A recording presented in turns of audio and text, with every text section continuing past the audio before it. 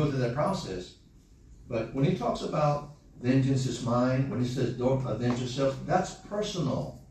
That's personal. You personally do not take steps as if you are a judge and jury, as if you're the law. You don't do that.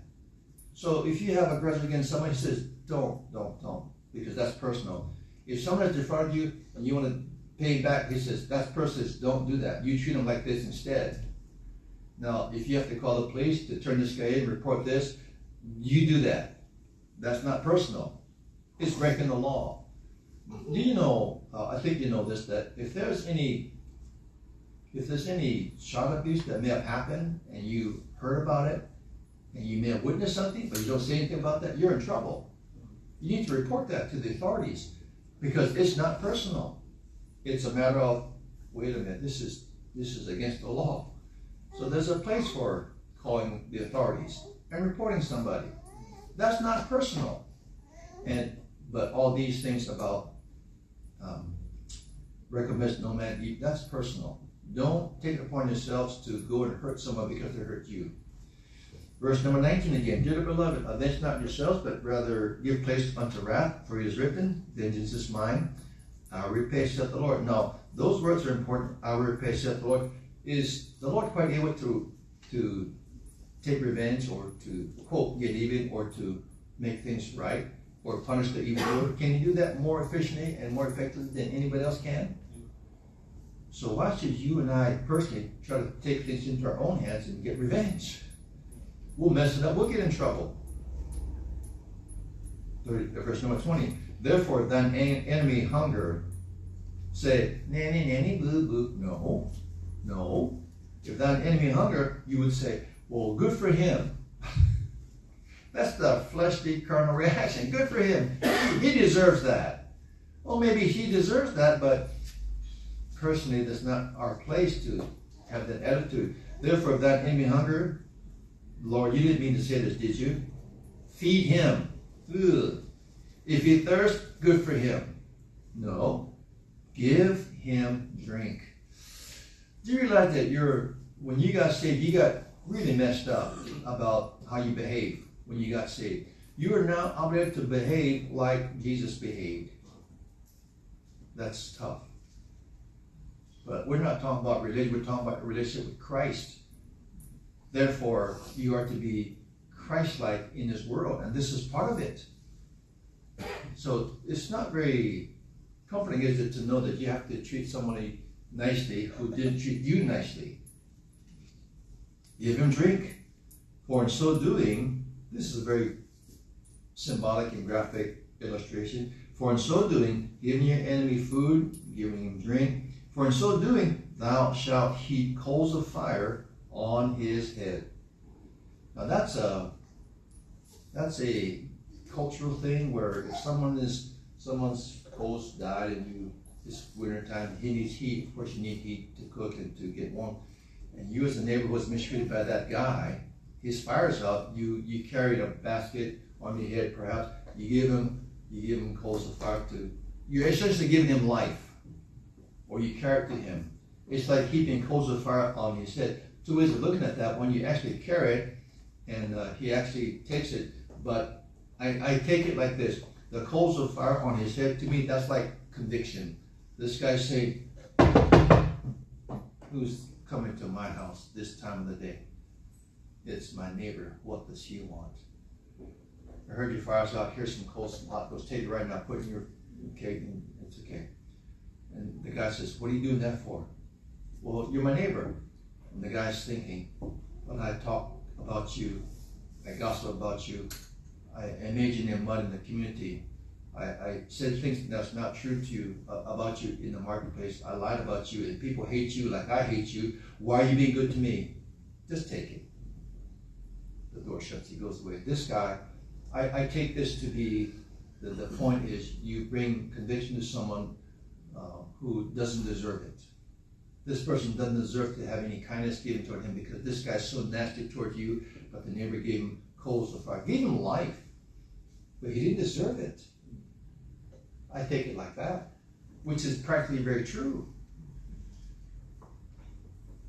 Verse 21, be not overcome of evil, but overcome evil with good.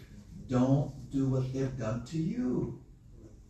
That's not how you overcome evil. You overcome evil by doing good. That is so hard for an American Christian to do, because we are in a frame of mind, especially in sports, to get even.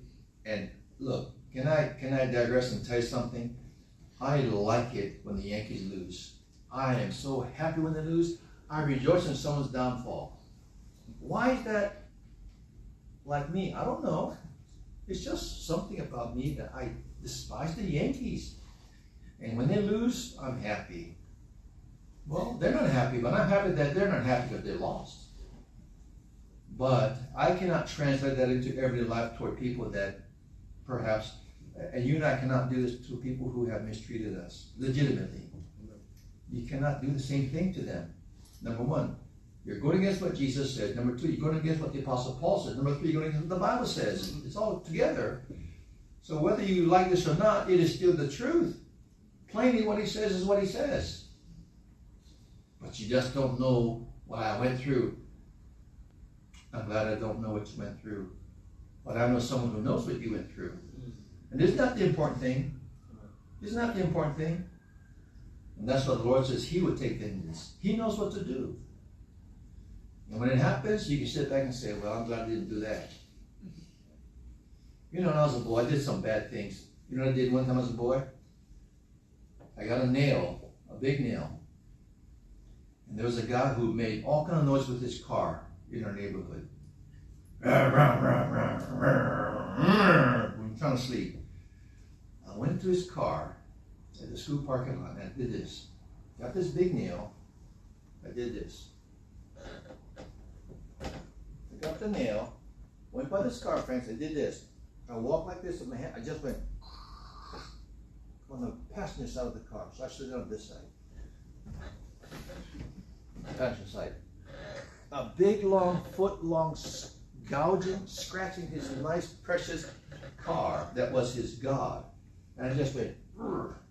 It felt so good at the time. I was taking vengeance. It was a personal offense. This guy was one of these arrogant, kind of guys. And I felt like, this felt so good. But later on, I realized that's such a wrong thing to do. I mean, it was a personal offense. And yet I took vengeance. I didn't know the Bible. And even if I knew at the time as a young Christian, I may not have wanted to obey the Bible. So, not a good thing to do to get revenge. All right? That's how you treat your enemies. You don't do those kind of things. 1 Peter 3:8-9, I'll just read it to you. 1 Peter 3:8-9. Finally, be ye all of one mind, having compassion one of another. Love as brethren, be pitiful, be courteous. He didn't say be pitiful, does he? Yes, he did. Be pitiful. I pity him. When you have pity on someone, you feel sorry for them. You feel sorry for them when you have pity for someone. Be pitiful, be courteous. Verse 9, oh no, not again. Not rendering evil for evil. Don't scratch that guy's car with a nail. Next time use a Sharpie instead. Sharpie pen. Not rendering evil for evil, or rating for rating. You see the eye for an eye, tooth for tooth kind of thing? Don't do that way. But contrariwise, blessing, knowing that ye are thereunto called, that ye should inherit a blessing. I don't like what this verse is saying. I will get a blessing by doing the right thing. I'll get a blessing by not retaliating. I'll get a blessing by not getting even. Well, I don't know about you, but we all could use a blessing. We all could use a blessing. No matter how offended you may have been.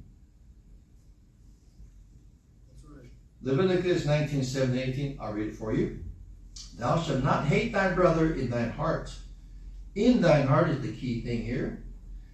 Don't hate your brother in thine heart. Thou shalt in any wise rebuke thy neighbor, and not suffer sin upon him. Thou shalt not avenge, nor bear any grudge against the children of thy people, but thou shalt love thy neighbor as thyself. I am the Lord. Now, this, keeping a grudge inside is because you want to get even, because you want to show someone you're wrong. I was right. And I'm going to prove to you that I'm right. But I can't say anything now about this because it'll make me look bad. Therefore, I just keep it inside. You hold a grudge. He says, no, wait, you're wrong. What he did is wrong to you, perhaps. But you holding a grudge against this guy, you're wrong as well. All right. Thou shalt love thy neighbor as thyself. So we have here as a conclusion, this eye for an eye matter is about civil authorities putting an end to offenses and crimes, capital offense, by taking the life of that person who really was found to be guilty of murder, premeditation. And that ends his opportunities for more murders. That sends a, quote, real strong message that you who commit the same thing will happen to you. So that's a deterrent. That's not on a personal level. The other scriptures, it's personal. You personally stay right with God in your attitude and your behavior toward people who don't like you or offended you. But I say unto you, it's not a dismissal of reporting crime or not a dismissal of an actual matter of going to the law. Sometimes you need to do that. Verse 45, Matthew 5:45. Verse 45, you need to go about 5 more minutes. That ye may be the children of your Father which is in heaven. For he maketh his sun to rise on the evil and on the good, and sendeth rain on the just and the unjust. Okay, now I got it. Now I know why he says love your enemy and do good to them that persecute and so on. Because God himself gives sunshine to the heathen farmer. God himself gives rain to that unsaved, reprobate, sinning farmer who hates God. He gives rain to the godly farmer and the ungodly farmer. Now that is the principle in which we look at, and the Lord is talking about how to treat your enemies. They do good to them despite the evil. You think God doesn't know what people say about him and against him in private or in their own little world of support where we hate God and Christians? Don't you know God knows what is said and done? Of course he does. Does he still give them sunshine? Does he still give them the ability to breathe air? Yes. So how could we, who are supposed to be Christians and followers of Christ, do the opposite of what he has done to those who have done far worse to offend God? And that's the reason he says all these things. To be like your Father in heaven. Tough stuff. God-loving Christian or God-hating lost people, they get common blessings every day. Some of them even prosper. God is the one who gave them success. God gave them the brain to have the ability to figure things out and do things. So likewise, the Christian treats his enemies with grace and mercy as God treats everybody. As God treats everybody. Now, you and I, we don't like certain things in this life, and it's legitimate. We don't like lawlessness. That's legitimate. We don't like people getting away with murder. That's legitimate. It really bothers us when people get away with murder. That bothers us. What should we do? Take things into our own hands? Personally, no. We let the God who judges all take care of things. He's the revenger, not us. Go to the law? Yes. Personally, attack someone because you don't agree? No. That's just heathen. That's just ungodly to do that. You know, when you see a football game or see how it's a football game, you're in the Steelers, whatever Steelers fans is called, they're playing, who's the rivals of the Steelers? I don't know. Let's say who? Green Bay, for example. Okay, rival fans in the rival team's home stadium. They've got their jerseys on and surrounded by the fans of the home team. You never see these guys get beat up unless, I'm sure sometimes that happens. But they get to buy their hot dogs and drink their beer, whatever has to do with the football game.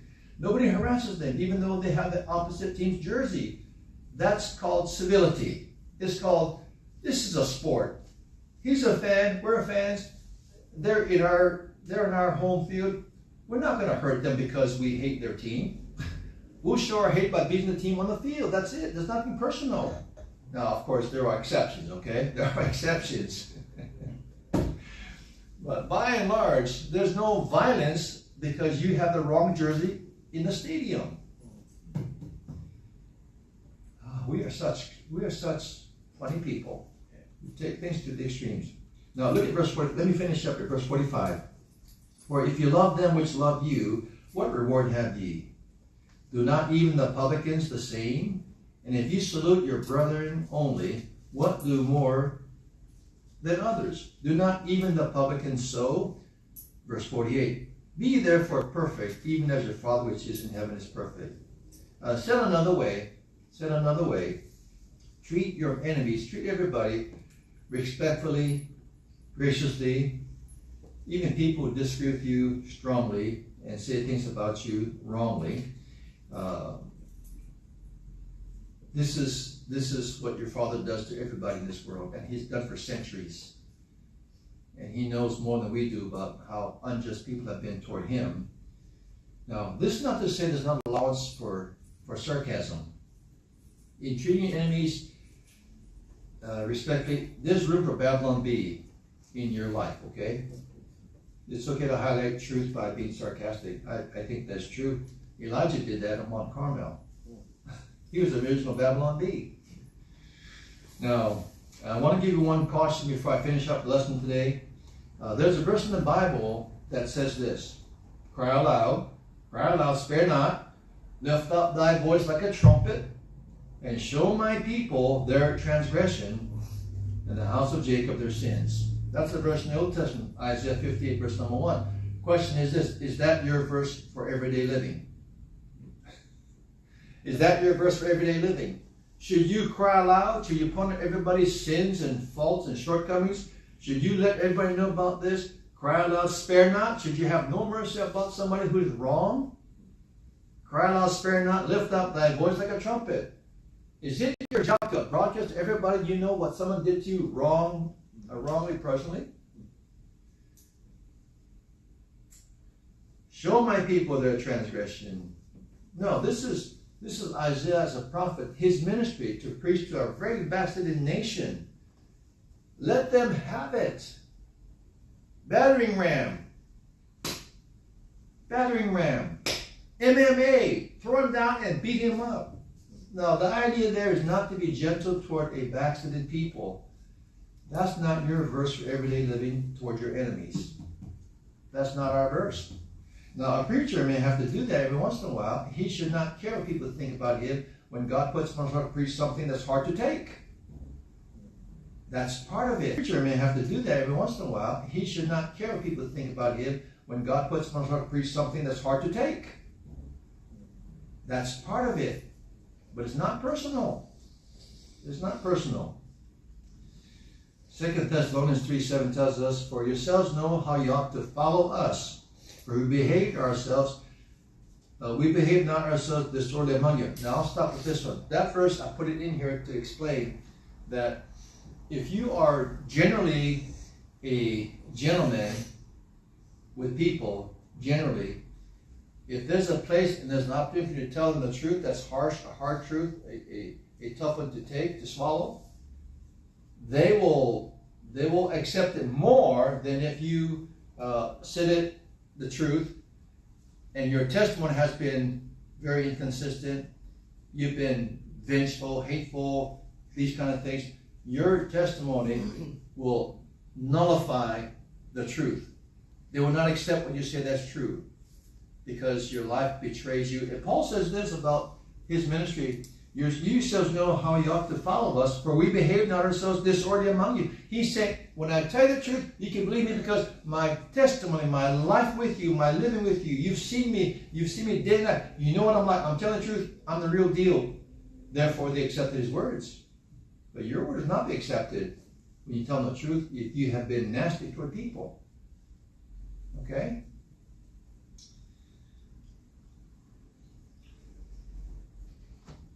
People will accept what you say if your behavior is decent.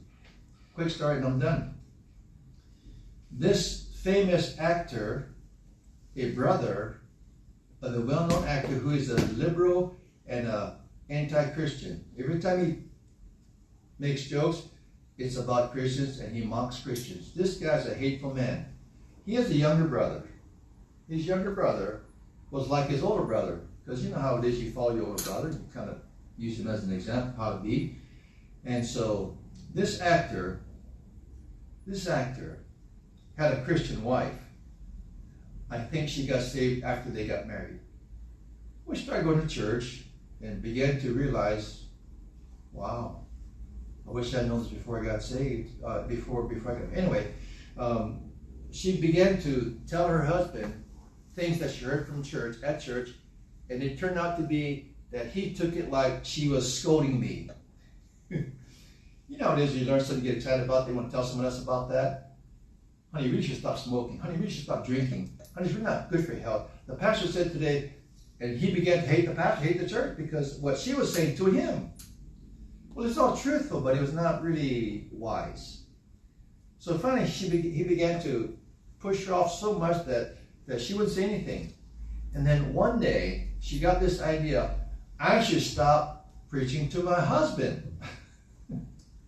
Always a good thing to do. He said, nagging, not preaching. You're nagging at me. Every time you come to church, you always criticize me. What kind of church is that? You always go and you find fault with me. Every time you come home, I feel bad because you always scold me. Well, honey, I'm not trying to scold you. I'm just trying to help you because I love you. Yeah, right. So one day she got this note from God, a memo. Stop nagging your husband. It fell from the ceiling. And she said, it's a note for me. And she felt really bad, so she thought, oh, Lord, I meant well, but I was wrong in how I behaved toward my husband. He's never going to get saved if I keep this up. So she made up her mind, I will be nice to him. I will be nice to him. I'll be nice to him. So she came up from church the next few weeks. He noticed something different. She wasn't rebuking him, correcting him. She was pleasant. Hi, honey, how was your day? Had a good day at church. What you got for lunch? I'll make you some good lunch. What do you want for lunch? Blah, blah, blah. And she did all those things. Now here's the testimony. After that went on for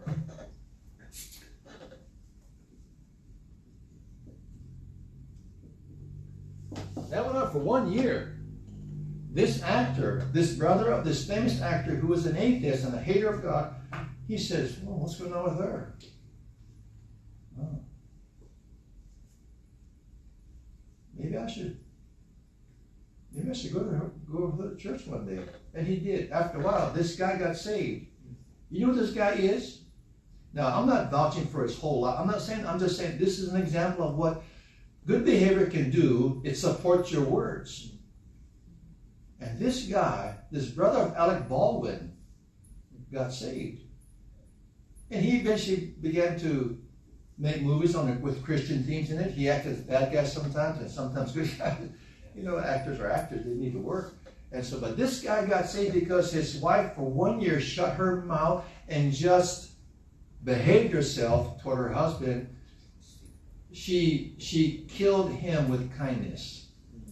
And when she opened her mouth, he began to listen to her. Here's the lesson. Good behavior, like Paul says, supports the words that you say. How do you treat your enemies? Do good to them, that despitefully use you. So that's how you treat your enemies. You're not a pushover. You're not a jellyfish Christian. No, you have a spine. You stand for the truth. You don't compromise that, but you don't take it into your own hands to get revenge. When God gets the revenge, He saves them. He saves the Stephen Baldwins of this world. It's such a joke. It's such a humorous thing to see a brother of an atheist who hates God acting in Christian films. Can you imagine the Thanksgiving dinners together? Can you imagine the Christmases together? Can you imagine those kind of things? I'll bet you Stephen Baldwin doesn't harass his brother like his wife used to harass him. But maybe he can, because you know how men are. All right, any questions? Let's take a short break and have some prayer time.